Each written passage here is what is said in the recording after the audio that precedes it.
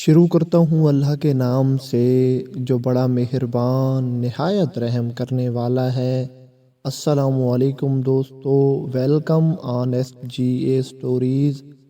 دوستو، کہتے ہیں کہ کسی ملک میں ایک بادشاہ رہتا تھا۔ وہ بادشاہ بہت ہی طاقتور تھا۔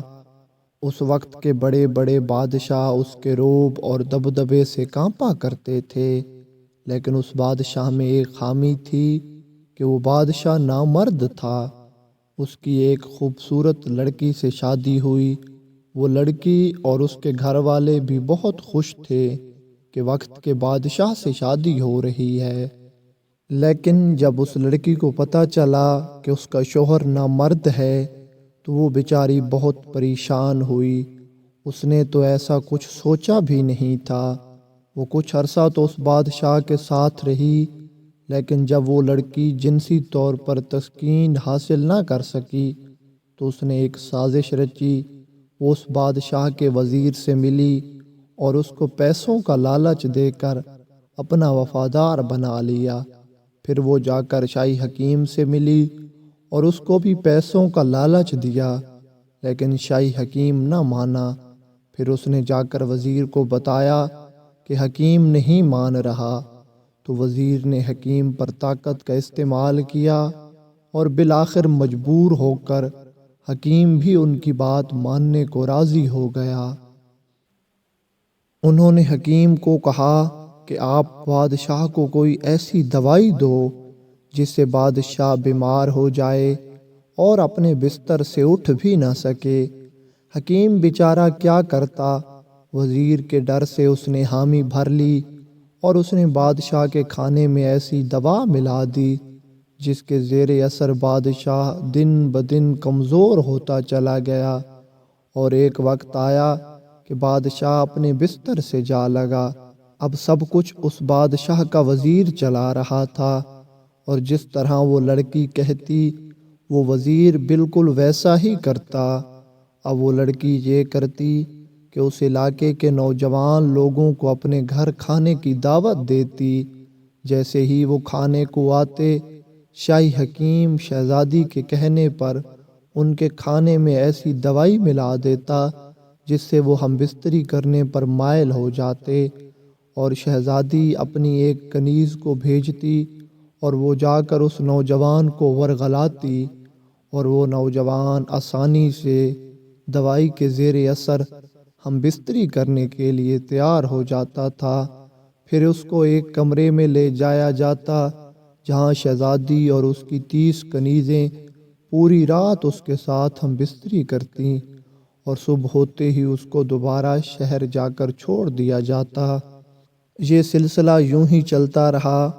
شہزادی اور اس کی کنیزوں نے بہت سے لڑکوں کے ساتھ ہم بستری کی۔ وہ شہزادی ایک طرح سے اپنے طریقے کے مطابق اپنے بادشاہ سے بدلہ لے رہی تھی۔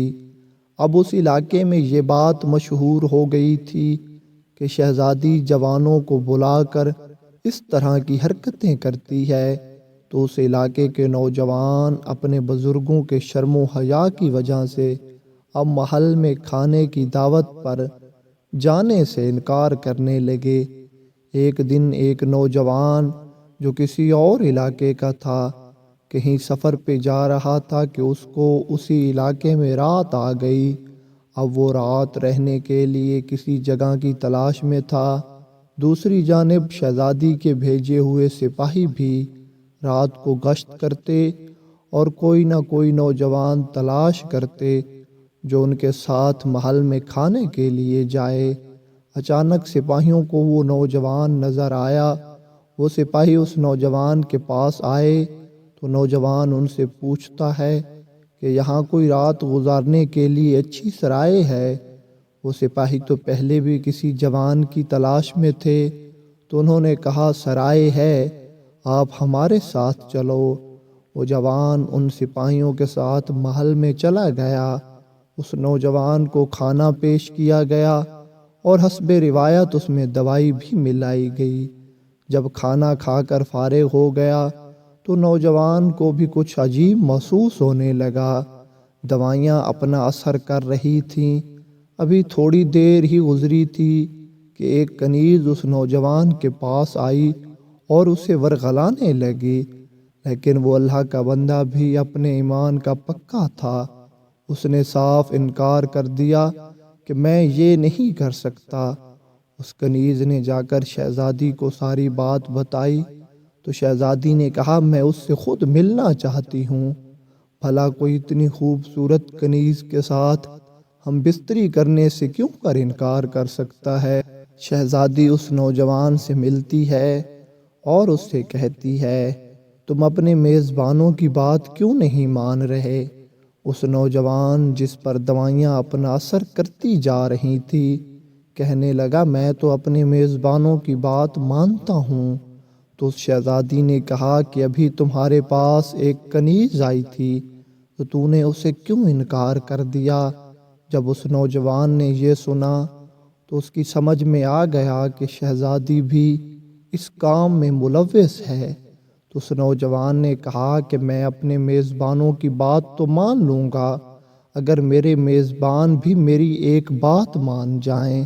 شہزادی نے کہا ٹھیک ہے، تمہارے میزبان تمہاری بات مانیں گے، بتاؤ تم کیا کہنا چاہتے ہو؟ نوجوان نے کہا میری کوئی بہت بڑی فرمائش نہیں ہے، بس رات کا ایک پہر آپ میری بات مانیں اور باقی 3 پہر جو آپ کہیں گے میں وہ کروں گا۔ شہزادی نے کہا ٹھیک ہے۔ وہ نوجوان شہزادی سے کہتا ہے تو پھر تم اس طرح کرو، اپنی ساری کنیزیں اور تم میرے ساتھ ایک کمرے میں بند ہو جاؤ، وہاں کوئی اور نہیں ہونا چاہیے۔ جب شہزادی نے یہ سنا تو وہ خوش ہو گئی کہ یہ تو خود ہم سے ہم بستری کرنے کے لیے تیار ہو گیا ہے۔ اس نوجوان نے کہا لیکن بند کمرے میں جانے سے پہلے میری ایک شرط ہے۔ شہزادی نے پوچھا کون سی؟ تو اس نوجوان نے جواب دیا کہ پہلے آپ سب کو وضو کرنا پڑے گا۔ شہزادی کی سمجھ میں تو کچھ بھی نہیں آیا، لیکن اس نے حامی بھر لی۔ اب شہزادی اور اس کی 30 کنیزیں اور نوجوان نے وضو کیا اور وہ ایک کمرے میں بند ہو گئے۔ اس کمرے میں جا کر نوجوان نے مصلی بچھایا اور شہزادی سے کہا اب تم باری باری ایک ایک کر کے اس مصلی پر بیٹھ کر صرف اتنا کہو کہ اے اللہ ہم تیرے دربار میں آ گئی ہیں، آگے تیری مرضی ہے۔ جب شہزادی اور اس کی ساری کنیزوں نے یہ کام کر لیا تو شہزادہ خود مصلی پر بیٹھ گیا اور اللہ تعالیٰ سے رو کر دعا کرنے لگا اے اللہ یہاں تک لے کر آنا میرا کام تھا، آگے ان کے دلوں کو سیدھا کرنا وہ تیرا کام ہے۔ کہتے ہیں کہ ابھی رات کا ایک پہر بھی نہیں گزرا تھا کہ اللہ تعالیٰ کی رحمت جوش میں آئی اور شہزادی اور اس کی 30 کنیزوں کے دل میں خوف خدا آیا اور وہ اللہ تعالیٰ سے استغفار کرنے لگیں۔ تھوڑی دیر بعد جب شہزادی نے سچے دل سے توبہ کر لی تو اسے ایک عجیب طرح کا سکون ملا جو کبھی اس کو اپنے شوہر سے بدلہ لیتے ہوئے دوسرے جوانوں کے ساتھ ہم بستری کرتے وقت بھی نہیں نصیب ہوا تھا، یعنی اللہ تعالیٰ نے اس کی توبہ قبول کر لی تھی۔ شہزادی نے اس نوجوان کا شکریہ ادا کیا اور اس کو ڈھیروں تحائف دے کر روانہ کر دیا۔ اس وقت کا بادشاہ چونکہ دوائیوں کے اثر کی وجہ سے قریب الموت پہنچ چکا تھا تو شہزادی نے ملک کی باغ ڈور اپنے ہاتھ میں لے لی اور اس قدر خوبصورت طریقے سے اپنے علاقے کو چلایا کہ بعد میں لوگ اس کی حیا، اس کی ایمانداری اور اس کی وفا کی مثالیں دیا کرتے تھے۔